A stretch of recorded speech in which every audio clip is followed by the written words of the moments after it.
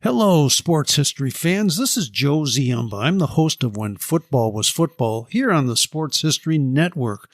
And before we jump into another sports history adventure, let me tell you about this episode's new sponsor.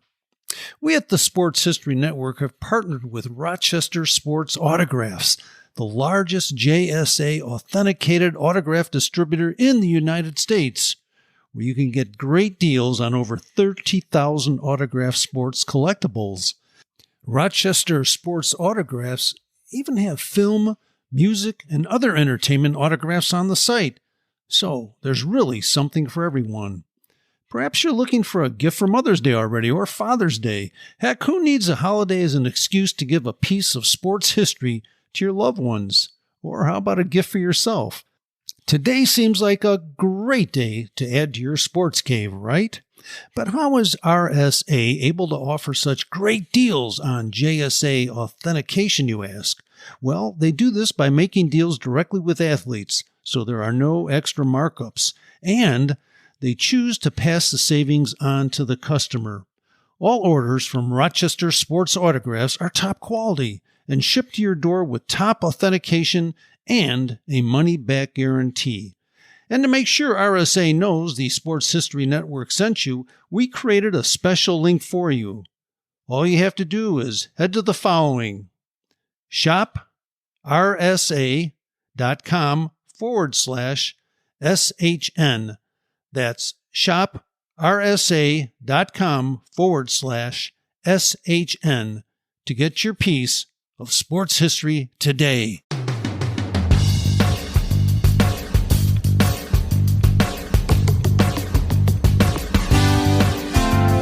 It's time for Unpopular Essays on Sports History with your host, Ors Davis. Question: who was William Webb Ellis? Answer: William Webb Ellis, were we to rely solely on tradition, is the guy who, in his split-second decision, triggered the creation of not only the organized rugby for which he is credited, but also soccer, American football, and all their cousins. Webb Ellis got his early education at Rugby School in Warwickshire, where 200 years ago, at the age of 16, precociously changed the history of sport forever. As a plaque on the school grounds reads, "This stone commemorates the exploit of William Webb Ellis, who, with a fine disregard for the rules of football as played in his time, first took the ball in his arms and ran with it, thus originating the distinctive features of the rugby game, AD 1823. A statue of Webb Ellis on the grounds bears a plaque proclaiming him as the local boy who inspired the game of rugby football. Webb Ellis was first given credit for this evolutionary leap by a contemporary of his named Matthew Bloxham to the school newspaper. In 1876, 53 years after the quote-unquote fact, and putting Bloxham at about 70 years old. Now, even if Bloxham was possessed of excellent memory, his judgment of the rules of football of his time may be well off. Before 1820, few organized matches of any sort of football were held between school teams. And for 5 decades thereafter, the rules for said matches were quite fluid, frequently hashed out verbally shortly before the match started. In 1895, the Old Rugbyian Society commissioned a report to determine an origin for the game. 2 years later, the report, which contained solitary mention of Webb Ellis, was published. The society figured that likely the rule at Rugby School in 1823 allowed for a player to catch and pick up the ball, at which point he was obliged to drop back some number of steps before drop-kicking the ball in a style that's still used today. But despite the Society's own lukewarm attitude toward the Webb Ellis story, the aforementioned plaque commemorating Webb Ellis's unoriginal play was set at Rugby School in 1900. Now, naturally, this story is far too neat, too precise, and ultimately too good to be true. And just as naturally, it's been debunked for quite some time already by better historians than Oz Davis.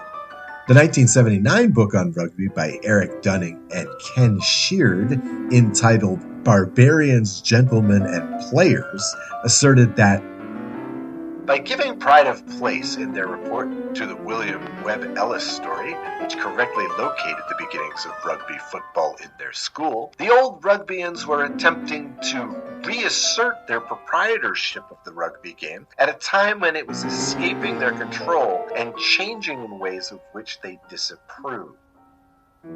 In the opening pages of the 1997 tome, The Ultimate Encyclopedia of Rugby, notes on the origin of the modern sport read in part, "The only thing that is for certain is that Rugby School's William Webb Ellis did not spontaneously invent the game when he picked up the ball and ran with it. Rugby was by no means the first code to involve running and handling.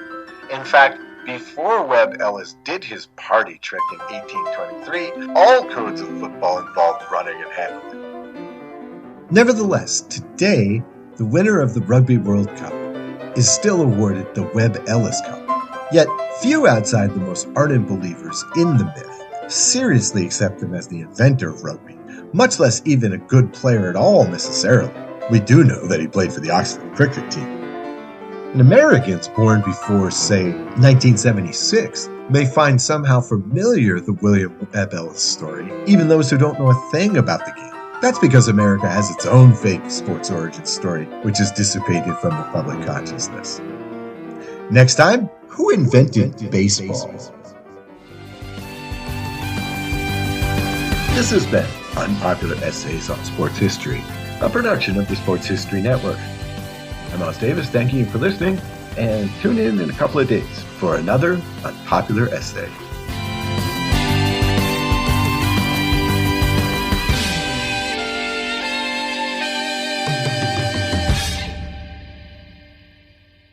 Hi, this is Joe Ziemba, the host of When Football Was Football, here on the Sports History Network.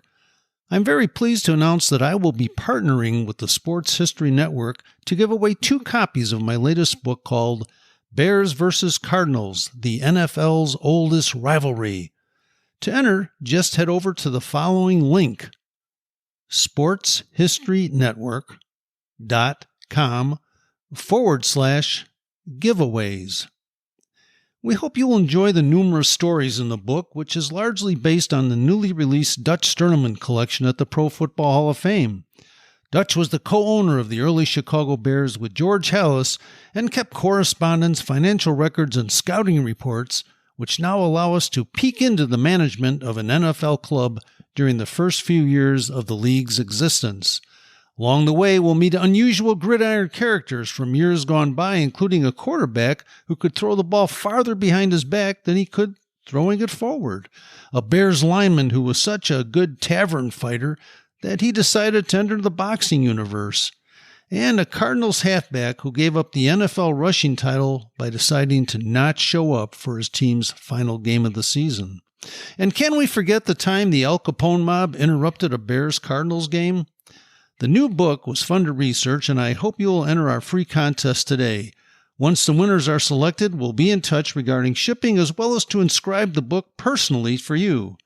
This might make a perfect gift for Mother's or Father's Day, or simply add it to your own personal collection. Once again, enter by visiting sportshistorynetwork.com/giveaways. Thank you and good luck.